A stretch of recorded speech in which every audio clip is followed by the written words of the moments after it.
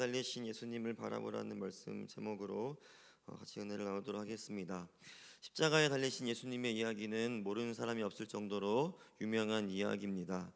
오늘 말씀을 준비하면서도 이 말씀을 읽으면서 정말 하나님이 돌아가시는 그런 장면들을 생각하면서 좀 눈물을 많이 흘렸던 것 같습니다. 기독교의 핵심이라고 하면 이 십자가 신앙을 빼놓을 수 없듯이 우리의 신앙은 십자가에 달리신 예수 그리스도를 통해서 주어진 줄로 믿습니다. 구약은 오실 예수님에 대해서 이야기하고 신약은 오신 예수님에 대해서, 그리고 계시록의 말씀을 통해서 다시 오실 예수 그리스도에 대해서 말씀하고 있습니다. 그렇다는 것은 성경 전체의 이야기는 예수 그리스도의 이야기이며 성경 전체의 이야기는 하나님이 우리를 사랑하시고 우리를 구원하시려는 그 말씀으로 가득 차 있다고 볼 수 있습니다. 그래서 오늘 십자가에서 고난받으신 예수님의 이야기만큼은 우리가 누구나 이 말씀을 읽는 내내, 그리고 듣는 사람마다 그 마음을 감동시키기에 충분하다는 것입니다. 오늘 십자가에 달리신 예수님 말씀을 나누면서 우리의 신앙의 여정이 주님이 주신 기쁨으로 다시 회복될 수 있기를 바랍니다. 예수님을 향한 갈급한 다름질로 다시 회복되시기를 주님의 이름으로 소원합니다. 먼저 우리가 이 골고다 언덕을 한번 생각해 보면서 말씀을 나눴으면 좋겠는데요. 예수님이 십자가에 달리셨을 때 이 골고다의 언덕에 많은 무리들이 서 있었습니다. 그때 예수님을 십자가에 못 박으라고 한 수많은 사람들이 있었고, 그리고 예루살렘으로 예수님을 그 골고다 언덕으로 끌고 가는 로마 군인들이 있었고, 그리고 다른 한편에는 가슴을 치며 슬퍼하면서 예수님이 십자가를 지고 가시는 모습을 마음 아프게 바라보았던 그 눈물 흘린 여인들의 무리가 또 있었습니다. 결국 십자가를 지고 가시는 예수님을 조롱하는 무리가 있었고, 그리고 예수님을 그렇게 바라보면서 아파하는 무리, 두 무리가 있었습니다. 예수님이 기적을 행하며 놀라우신 말씀을 증거하실 때에는 수많은 사람들이 몰려 들었었습니다. 그런데 이제 예수님이 자기들의 어떠한 바램을, 또한 원하는 것들을 이루어지지 못할 상황에 오니까 다 예수님을 떠나는 것을 우리는 볼 수가 있었습니다. 더 이상 예수님부터 얻을 것이 없다고 생각하는 사람들은 두말하지 않고 예수님을 떠나게 되는 것이지요. 진실로 주님을 사랑했던 여인들만이 예수님을 따라가고 있는 것입니다. 우리의 삶 속에서도 동일한 모습들이 있지 않나 생각해 봅니다. 예수님을 끝까지 따라가야 하지만 우리가 원하는 것들이 잘 이루어지지 않았을 때 순간순간 내가 원하는 것을 더 바라다가 결국에는 예수님을 쫓아가지 못하고 예수님 말씀대로 살지 못하는 그런 모습들이 우리에게도 있다라고 생각되어집니다. 저와 여러분들에게 이 말씀을 통해서 다시는 예수님을 떠나 살지 않고 예수님만을 끝까지 바라보고 살아가게 되는 그 믿음이 충만하게 되시기를 바랍니다. 예수님이 십자가에 못 박히시고 때가 6시쯤 되었을 때 그 햇빛이 빛을 잃고 땅이 어두움이 내렸다고 했습니다. 임했다고 했습니다. 그런데 그 6시는 우리나라 시간으로 6시간을 더해야 이제 우리나라 시간이 맞는데, 그리고 6시니까 6을 더하면 12시가 되는 것이죠.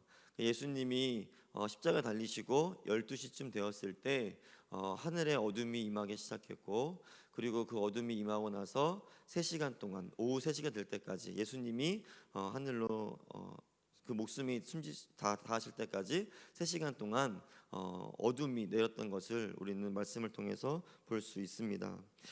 이 가장 환한 빛을 내뿜어야 되는 그 12시, 그리고 오후 3시까지 가장 뜨겁고 뜨거운 열기를 발해야 될 햇빛이 어둠에 잠기는 순간이죠.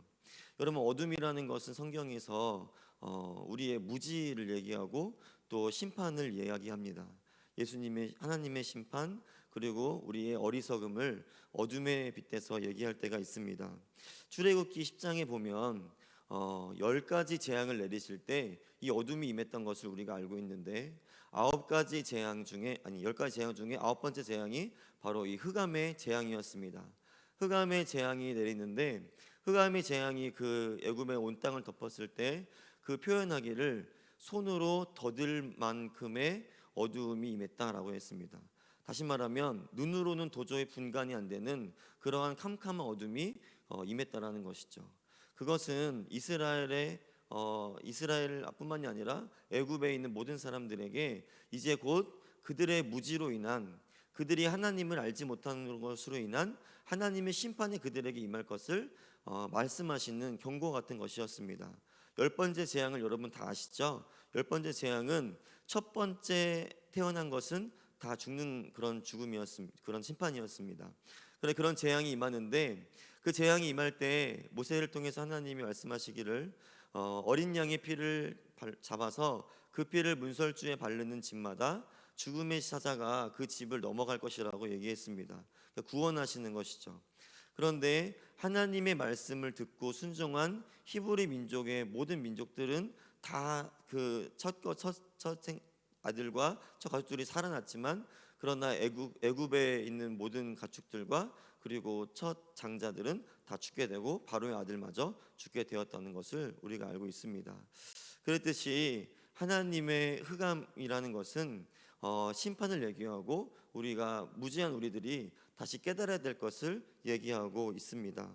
그런데 이 하나님의 심판이 임했을 때 하나님의 말씀을 들은 자, 다시 말하면 예수 그리스도의 피를 예표하는 그 어린 양의 피를 문설주에 바른 자만이, 하나님의 말씀에 순종하여 예수를 바라본 자만이 생명을 얻게 되었다는 것입니다.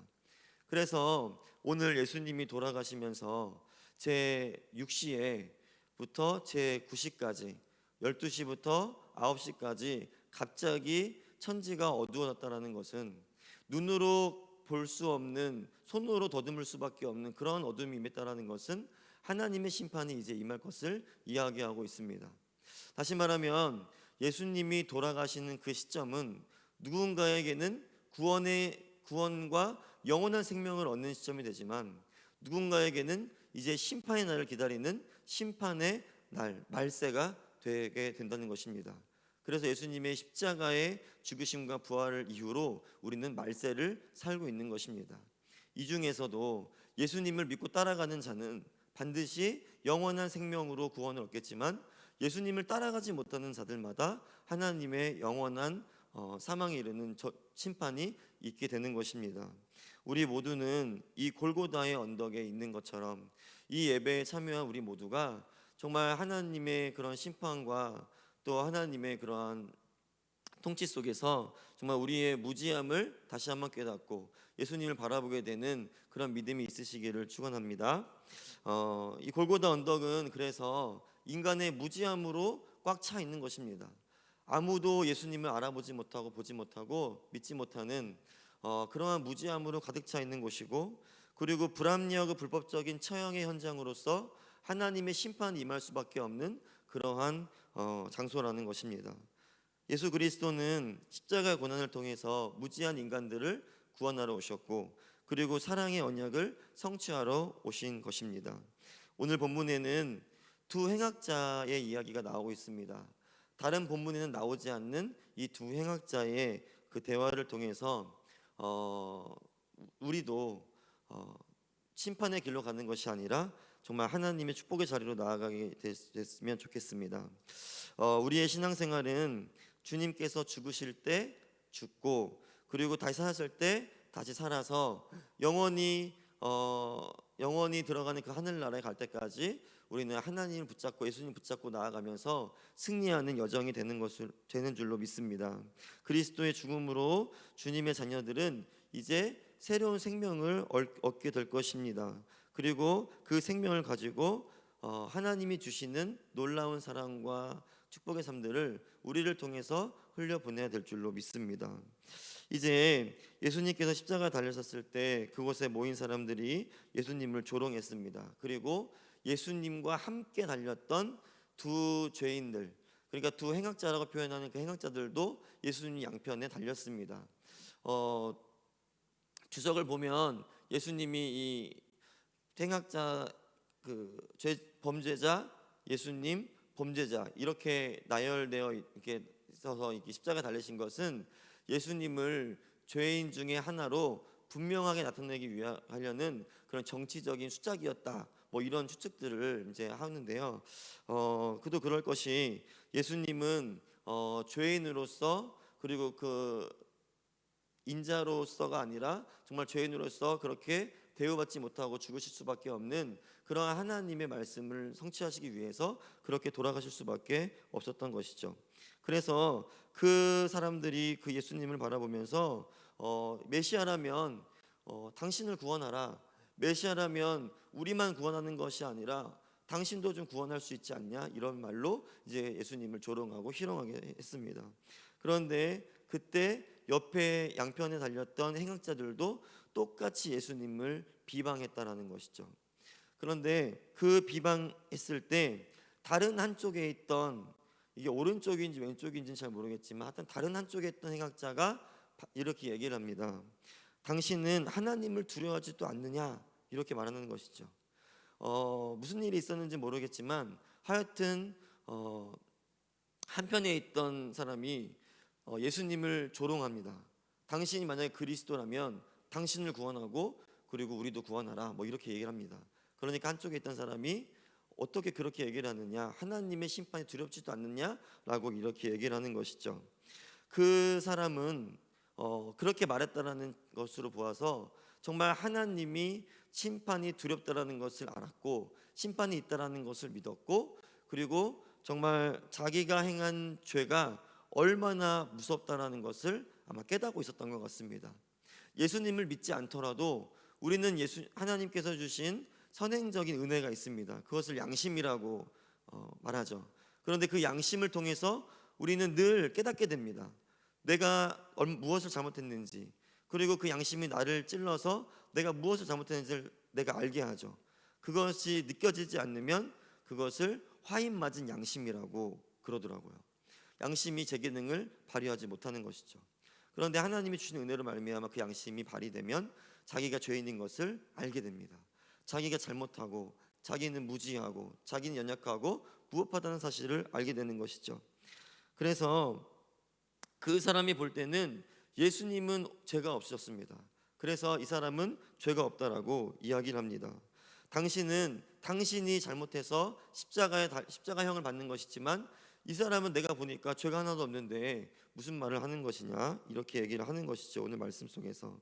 그래서 예수님은 죄가 없으신 상태에서 죄 있는 자를 위해서 돌아가시게 되었습니다. 여러분 한번 생각해 보십시오. 죄 있는 자가 죄 있는 사람을 용서할 수 있습니까? 그럴 수는 없는 것이죠. 네. 당신도 죄가 있는데 당신 잘못했으면서 어떻게 나를 용서할 수 있습니까? 사람과 사람 사이에도 그런데 이런 영적인 죄, 우리의 모든 인생에 어떤 우리 이 생명을 거는 일에 있어서는 용서를 받을 수가 없는 것이죠. 그래서 오직 예수 그리스도만이 이 행악자의 입을 통해서 고백되듯이 정말 억울한 누명을 쓰시면서 십자가의 형장까지 이렇게 오셨는데 이 극악한 무도한 자가 자기의 잘못을 뉘우치면서 그 예수님을 바라보면서 한다는 말이 이 예수야말로 죄가 없으신 분이라는 그런 고백을 하게 되는 겁니다. 다른 복음서에는 이런 말들이 나오지 않지만 이 누가는 우리 누가복음을 보면서 우리가 말씀을 나눴지만 우리를 구원할 자는 예수밖에 없다라는, 예수님은 우리의 인자가 되시고 구원자가 되신다는 그런 말씀을 선포하기 위해서 어떻게든 그것을 선포하기 위해서 썼기 때문에 아마 마태복음이나 마가복음에 나오는 그런 이 행악자의 비방들은 그 앞전에 있었던 것이고, 그리고 후에 이 조그만 목소리였겠지만 이들이 나누는 대화가, 예수님과 나누는 대화가 아마 누가를 통해서 적어졌던 것으로 보입니다.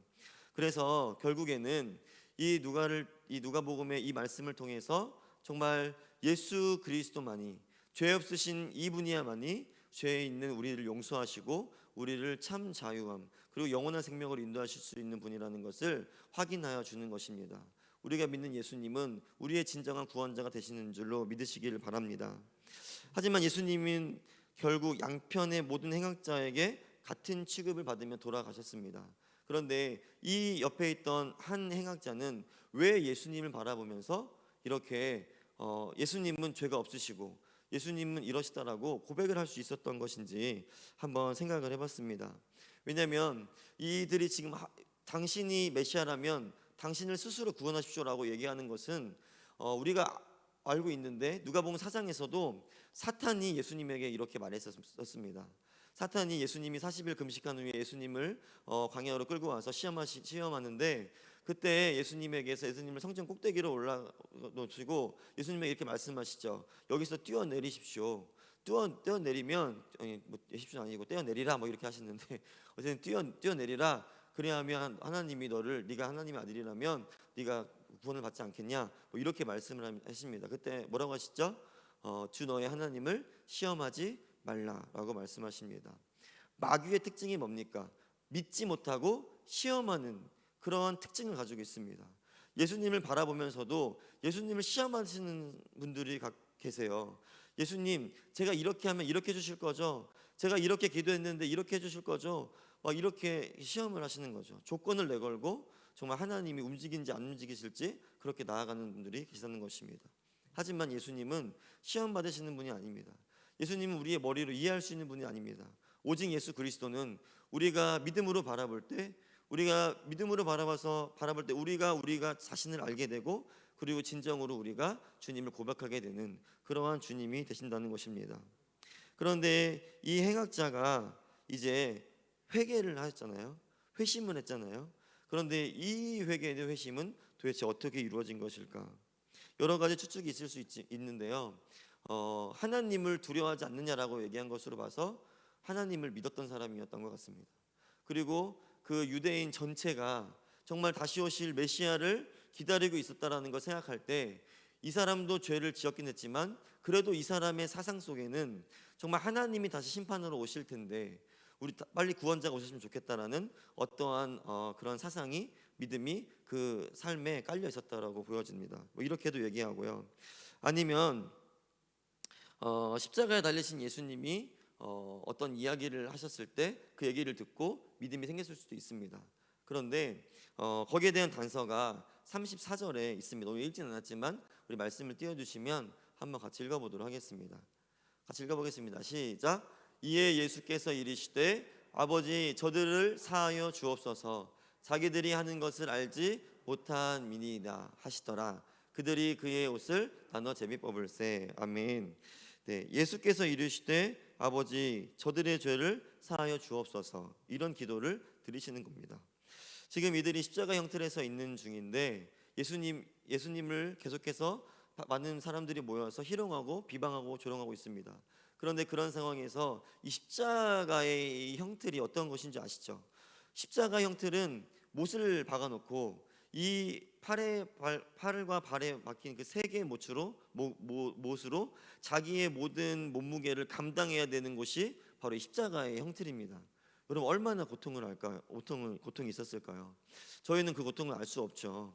그렇지만 하여튼 너무나 큰 고통 중에 있었을 거라고 생각이 되어집니다. 그런데 그런 고통 중에 있는 예수님께서 하시는 말씀이 저들이 계속해서 죽음 앞에서 이제 자기 자신을 변호하거나 자기 자신에 대해서 좀 이렇게 얘기할 수 있는 그런 마지막 시간이 얼마 남지 않은 그런 상태에서 하신다는 말씀이 저들의 죄를 용서해 달라는 하나님 아버지께 저들의 죄를 용서해 달라는 그런 구원의 요청이었습니다. 그런데 그 장면을 보고 옆에 있던 강도 둘이 그 장면을 다 보았을 거라고 생각합니다.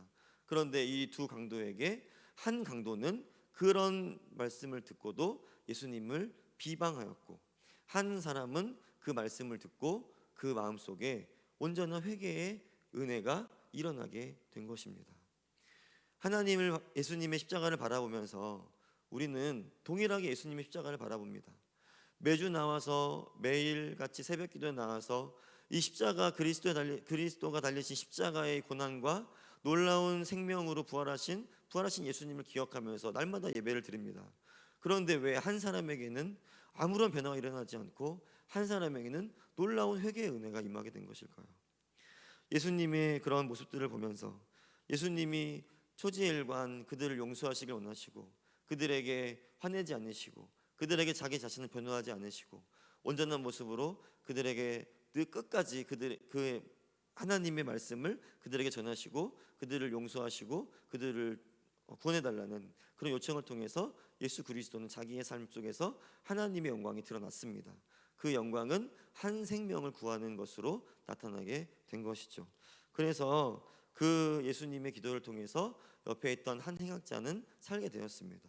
여러분, 예수님은 십자가의 형장에서 끔찍한 죽음을 당하시면서까지 하나님의 말씀을 지키시고 하나님 말씀대로 행하셨기에 그 둘 중에 한 명이라도 살려낼 수 있는 놀라운 생명의 구원의 역사를 이루시는 분이셨습니다. 십자가는 바로 그러한 것입니다. 우리가 십자가에 달리신 예수님을 바라본다는 것은 정말 우리의 삶을 통해서 누군가는 반드시 살아나야 된다는 것입니다. 우리의 삶을 통해서 반드시 하늘에 계신 하나님의 뜻이 우리의 삶을 통해서 이루어지는 그런 삶을 누려야 된다는 것입니다. 오늘 저와 여러분에게 그런 충만한 은혜가 있기를 소원합니다.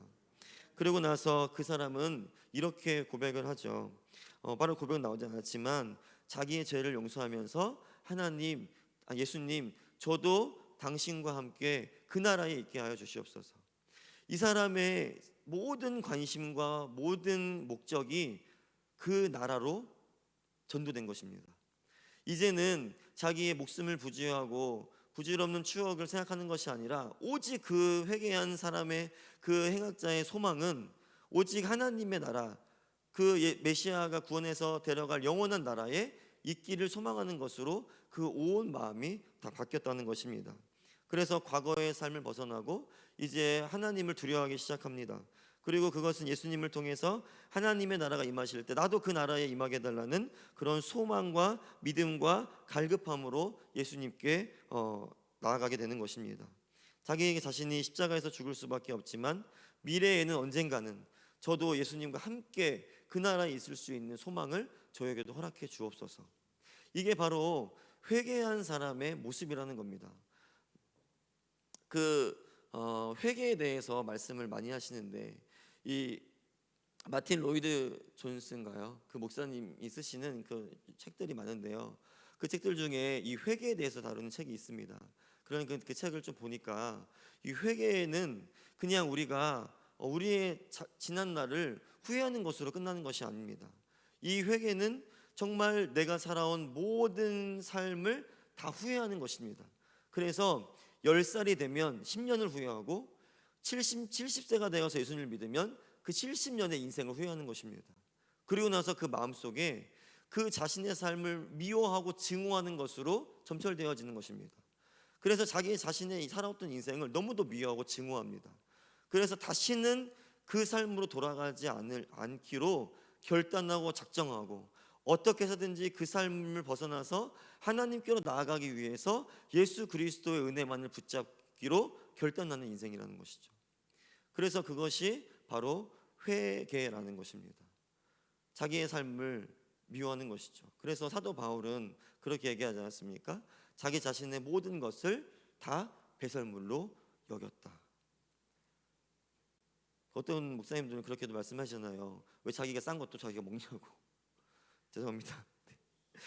근데 어쨌든 자기의 옛날의 인생을 미워하지 않는 자는 하나님과 동행하지 않으면서 지냈던 모든 인생을 미워하지 않고 증오하지 않고 다시 그 옛 추억을 더듬으면서 그때로 돌아가기를 원하는 사람은 사실 회개한 사람이 아닙니다. 사실 하나님께로 나아가는 그 은혜 가운데 있는 자가 아닙니다. 오늘 저와 여러분 가운데 정말 우리의 과거가 다 청산되고 정말 다 미워지고 절대로 돌아갈 수 없는 증오하는 인생이 되셔서 다시 십자가만 바라보고 나아가시는 인생이 되시기를 주님의 이름으로 소원합니다. 옛날에는 우리의 신앙이 정말 단순했다고 해요. 예수천당 불신지요. 예수님만 믿고 천국 가자 이거 아닙니까? 그런데 신앙은 그렇게 단순하고 명확했습니다. 그래서 우리는 지금부터라도 십자가를 바라보면서 옛 인생은 버려버리고 정말 주님이 주시는 귀한 마음과 회복의 은혜로 말미암아 우리의 인생을 주님의 것으로 자꾸 채워야 됩니다. 존 파이퍼 목사님이 요즘 미국에서 유명하신데 그 존 파이퍼 목사님이 이제 쓰신 책 중에 이런 글귀가 있어요. 한 번뿐인 인생인데 제가 잘 기억하나 모르겠습니다. 한 번뿐인 인생인데 오직 예수 그리스도를 위해서 한 일만 영원히 기억되리라. 우리가 인생을 아무리 많이 산다 할지라도 정말 우리 목사님을 통해서 담임 목사님을 통해서 우리 주일날도 들었지만 정말 수많은 순교자가 19살 때 죽고 20살 때 죽고 그런 막 말씀을 들으면서 정말 가슴이 뜨거워짐을 느낍니다. 그 그런 하나님께 자기의 인생을 서원하고 드리면서 정말 저는 길고 가는 인생 살지 않고 짧고 굵은 인생 살겠습니다.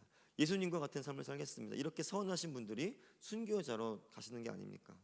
그런데 그런 것처럼 우리의 인생도 아무리 길다 할지라도 우리의 인생이 기억되고 우리의 인생이 하나님께 영원히 남으려면 우리의 인생이 하나님의 뜻으로만 사라지는, 또 하나님의 말씀으로만 살았던, 그리고 우리의 삶의 어떤 육체의 정욕과 또는 이생의 자랑 또는 안목의 정욕 이런 것들을 이기기 위해서 정말 피 흘리기까지 싸워 이겼던 그런 순간순간들이 우리에게 기억나는 것이 아닙니까? 할렐루야. 오늘 우리가 그런 마음으로 또 나아갈 수 있도록 주님이 도우시는 줄로 믿습니다. 하나님의 나라에서 주님과 교제하는 삶을 우리는 누리게 될 것입니다. 그 확실한 삶이 하늘에서만 있는 것이 아니라 지금 이 순간부터 있게 될 것입니다. 그 한편에서 구원받은 그 강도에게 예수님이 이렇게 말씀하시지 않습니까? 오늘 나와 낙원에 함께 있으리라. 아멘. 그 구원받은 강도는 이렇게 생각했을 겁니다. 언젠가는 그 나라에 갈 수 있도록 저를 인도해 주십시오. 그런데 오늘 예수님은 그를 오늘 나와 함께 있을 것이다 이렇게 말씀하십니다. 바로 회개의 삶이 그렇다는 것입니다. 십자가의 삶이 바로 그렇다는 것입니다. 십자가를 바라보며 나아가는 믿음의 삶이야말로 오늘부터, 지금 이 시간 이후로부터 하나님의 놀라운 공급 속에서 살아가는, 정말 어떠한 염려와 두려움도 이겨낼 수 있는, 어떠한 걱정도 하나님께 맡겨드릴 수 있는 그러한 인생을 살아가게 되는 것입니다. 여러분에게 100만 원이 있으면 100만 원만큼의 염려가 사라지지 않습니까? 1억이 있으면 1억만큼 염려가 사라지지 않습니까? 하나님이 계시면 하나님만큼 염려가 사라지게 될 줄로 믿습니다. 죄인에게 있어서 자신의 삶은 정말 괴로운 삶일 것입니다. 그는 자신이 올바르지 못했다는 사실을 알고 있고, 그래서 자기가 정말 그렇게 인생을 잘못 살았기 때문에 예수님을 철저하게 붙잡는 것입니다. 그래서 여기서 그리스도를 이렇게 표현을 하죠. 내 인생의 주인. 그냥 따라해 보실까요? 내 인생의 주인 대신 예수 그리스도. 그 회개한 자가 그렇게 고백을 하는 것입니다. 이제부터 주님만이 나의 인생의 주인이 되십시오. 어떠한 세상의 환경도 나를 붙잡지 못하고, 어떠한 환경의 걱정도, 물질도, 사람도 나를 붙잡지 못하고, 오직 예수 그리스도만 나를 붙잡으사 내가 그 십자가의 구원의 은혜 가운데 들어가게 하여 주시옵소서. 그래서 모든 것을 주님께 맡기게 된다는 것입니다. 우리는 우리의 공로로 천국에 들어가는 것이 아닙니다. 예수 그리스도의 공로로만 천국에 들어가는 것입니다. 그러므로 우리가 하는 것이 아니라 주님께서 하시는 것이므로 이제부터 우리의 삶, 십자가를 달리신 예수님을 바라보고 나아가는 우리의 삶의 모든 주인은 예수님이 되어야 되실 것입니다. 그래서 우리는 예수 그리스도를 주님으로 고백하는 것입니다. 이제 우리가 그리스도와 함께 함으로 우리의 모든 것을 새롭게 볼 수 있습니다. 여러분의 삶 속에서 있는 모든 환경들과 모든 것들을 새로운 시각으로, 예수 그리스도가 주시는 놀라운 소망의 시각으로 보실 수가 있습니다. 여러분을 막 회방하고, 그리고 여러분을 곡해하고 오해하는 분들, 여러분의 원수와 같은 분들도 여러분은 새로운 시각으로 보실 수 있게 됩니다. 그들의 생명을 구원할 수 있는 그러한 놀라운 예수님의 마음으로 보실 수 있게 될 것입니다. 예수님과 함께 십자가 달린 두 범죄자들은 이전과 같은 삶을 살았을지 모르지만 이제 마지막 형벌의 현장에서 예수님을 바라보는 그 죄인이 살았던 것처럼 우리 모두에게도 그 십자가가 만약에 우리의 마음속에 정말 구원이 된다고 우리가 믿을 수만 있다면 우리는 정말 하나님께 나아갈 수 있습니다.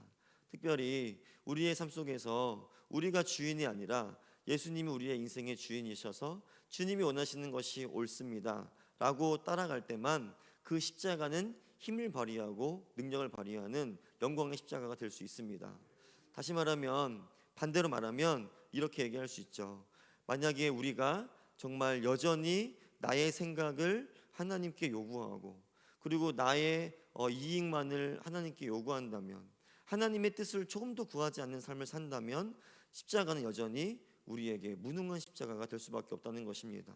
골고다의 언덕에 있던 십자가는 그들의 정치적인 메시아, 그들의 어떠한 어려운 유대 땅을 구원해 주실 메시아로만 생각했을 때, 그들의 어떠한 희망과 소망이 되어주지 못했을 때 예수 그리스도 십자가는 무능력했습니다. 그러나 예수님을 바라보고 예수님의 뜻만을 쫓아가기를 원한다고 생각했던 그 한 행악자는 예수님께 구원받았고 능력의 십자가를 지고 나아갈 수 있게 된 것입니다. 십자가는 죽음의 장소가 아닙니다. 무의미하고 능력 없는 장소가 아닙니다. 십자가는 정말 놀라운 생명력의 현장인 줄로 믿습니다. 오늘 약속을 성취한 그리스도의 십자가의 고난은 우리를 통해서 열매를 맺습니다.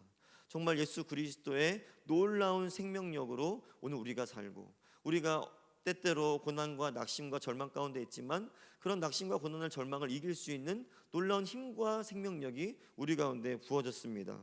그래서 그런 생명을 가지고 십자가의 공로만 의지하면서 우리가 나아가면서 정말 하나님의 놀라운 은혜의 삶이 여러분 한 사람의 각자의 그런 세세한 삶의 현장에서 나타나요 진다는 것입니다. 믿으십니까? 우리의 예배는 교회 안에서뿐만 아니라 세상의 삶 속에서 다 하나님께 드려지게 됩니다. 그 삶의 예배가 그리스도의 의의 열매를 나누는 삶이 되시기를 바랍니다. 그리스도 안에서 시작된 생명이 우리를 거쳐서 놀라운 생명으로 흘러가게 될 것입니다. 이 세상은 어떻습니까? 예수님마저도 우상으로 만들지 않습니까? 그리고 돈 많은 사람은 돈을 자꾸 끌어모아서 하는 게 뭐죠? 구분짓기 아닙니까? 정말 나는 돈 많은 사람, 당신은 돈 없는 사람, 나는 훌륭한 사람, 당신은 못난 사람. 제가 이 목회는 아니지만 제가 이제 그 신앙생활 하면서 정말 마음이 아픈 적이 너무나 많아요. 어떤 거냐면 바로 이 경쟁 사회가 이 교회 안에도 있다라는 거예요. 정말 기도 잘하시는 분은 막 이렇게 우대받고, 기도 못하시는 분은 왜 막 말씀 막 보지도 않고요. 어떤 목사님 그러시더라고요. 어떤 큰 교회에서 소개하는데 국회의원이 오셨는데요. 그 국회의원은 막 나와가지고 막 양력을 소개하느라고 막 시간을 다 허비하는데, 정말 시장에서 뭐 이렇게 하시던 뭐 그런 분은 오셨는데 오셔가지고 이름이 뭐세요? 이분이십니다. 우리 축복하고 들어가서 합시다. 이게 끝인 거예요. 그래서 그 안에서도 차별이 벌어진다는 거예요. 세상 속에서 경쟁 때문에 너무 힘들고 지쳤는데 교회에 와서도 똑같이 그렇게 힘들다라는 거죠. 그것도 구분짓기입니다. 예수님은 모든 사람에게 하나님의 그 생명을 나눠주시기 원하셨습니다. 모든 사람의 죄를 사하기 원해서 돌아가셨고 모든 사람의 죄를 짊어지시기를 원하셨습니다. 그런데 예수님을 십자가를 바라보는 우리 한국교회의 모습 속에서 또 우리들의 모습 속에서는 그런 구분짓는 모습들이 나타날 수 있다라는 것입니다. 그래서 우리는 이런 교회 안에서도 있을 수 있는, 우리의 가정에서도 혹시 있을 수 있는, 지금 세상에서 너무나 만연하게 일어나고 있는 이런 경쟁 사회, 이런 구분짓는 사회, 서로가 서로를 한 몸이라고 생각하지 않고 예수 그리스도를 머리로 하고 우리는 한 몸이 되기로 결단했는데 발톱이 아파 죽겠는데 그 발톱 아픈 곳을 그냥 내밀어 두고, 이런 사람, 이런 거죠. 한 지체가 아파 있는데 그 한 지체를 그냥 내버려 두는 그런 사회 속에서 우리는 하나님의 영광을 드러내라고, 그리스도의 십자가를 드러내라고, 그 십자가의 은혜를 우리를 통해서 드러내라고, 열매 맺으라고 우리를 부르신 줄로 믿습니다. 그래서 오늘 이 십자가를 바라보는, 십자가에 달리신 예수 그리스도를 바라보는 우리의 삶은 정말 이 무자비한 이 세상 속에서 정말 하나님의 사랑을 전하고 하나님의 그 따뜻한 마음을 전할 수 있는 그러한 삶으로 나아가야 될 줄로 믿습니다. 그런 삶을 주님은 돕고 계십니다. 그 증표가 바로 십자가이십니다. 십자가는 자신의 기대를 내려놓는 것입니다. 십자가를 바라본다는 것은 나의 기대를 내려놓는 것입니다. 온전히 주님이 하실 수 있도록, 온전히 주님의 뜻만 이룰 수 있도록 자기네 모든 기대를 내려놓는 것입니다. 우리가 노력을 하지 않는다는 게 아닙니다. 우리가 기도하지 않고 말씀 보지 않는다는 것이 아닙니다. 우리가 생각하는 어떠한 기대도 내려놓는 것인 것입니다. 그래서 하나님이 일하셔서 생명이 구원받고 우리의 삶에서 놀라운 그 생명이 살아나는 삶으로 이어져 가기를 주님의 이름으로 소원합니다. 우리 교회는 하나님께 거룩한 산제물로 드려졌습니다. 우리 말씀만 하나만 더 읽고 말씀을 정리하도록 하겠습니다. 로마서 12장 1절에서 2절 말씀인데 좀 긴 말씀인데 같이 읽어보겠습니다. 시작. 그러므로 형제들아 내가 하나님의 모든 자비하심으로 너희를 권하노니 너희 몸을 하나님이 기뻐하시는 거룩한 산제물로 드리라. 이는 너희가 드릴 영적 예배니라. 너희는 이 세대를 본받지 말고 오직 마음을 새롭게 함으로 변화를 받아 하나님의 선하시고 기뻐하시고 온전하신 뜻이 무엇인지 분별하도록 하라. 아멘. 우리는 삶의 예배로 나아가도록 부르심을 받았습니다. 하나님의 뜻이 무엇인지를, 하나님의 기대가 무엇인지를 분별하고 살피는 사람으로 우리는 부름받았습니다. 여러분의 삶 속에서 더욱더 하나님께 놀라운 찬양의 역사들이 나타나기를 원합니다. 여러분의 삶 가운데서 하나님의 기대를 더욱더 엿줍는 그런 기도의 제목들이 더욱더 풍성해지기를 원합니다. 여러분들을 통해서 십자가의 놀라우신 사랑과 능력이, 생명이 전해지기를 원합니다. 말씀 안에서 여러분의 믿음이 날마다 성장하시기를 주님의 이름으로 기도하겠습니다. 기도를 통해서 하나님에 대한 기대와 소망이 정말 더욱더 커져가기를 주님의 이름으로 기도하겠습니다. 이웃과 함께 하나님의 사랑을 나누시기를 바랍니다. 타인과 함께하는 정말 이웃을 생각하고 내 옆에 있는 지체들을 정말 십자가의 사랑으로 돌보고 바라볼 수 있는 귀한 십자가의 사랑 흘려보내시는 귀한 삶이 되시기를 주님의 이름으로 축원합니다. 잠깐 기도하겠습니다.